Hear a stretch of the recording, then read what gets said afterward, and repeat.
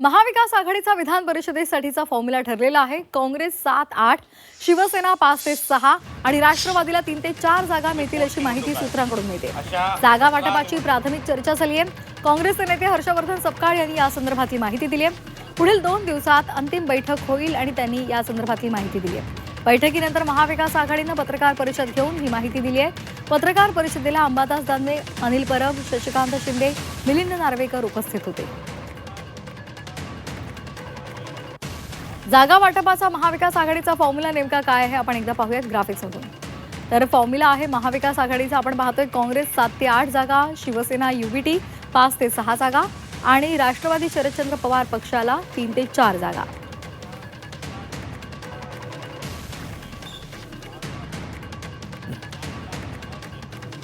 मतदान झाल्यानंतर महाविकास आघाडी म्हणून या निवडणुकीत आम्ही सामोरे जात असताना आज या जागा वाटपाच्या अनुषंगानं प्राथमिक चर्चा आमची संपन्न झालेली आहे। तुल्यबळ उमेदवार महाविकास आघाडीजवळ आहे आणि या प्राथमिक चर्चेच्या अनुषंगानं 2 दिवसात आम्ही पुन्हा बसून अंतिम जागा वाटप ही आमची संपन्न होईल।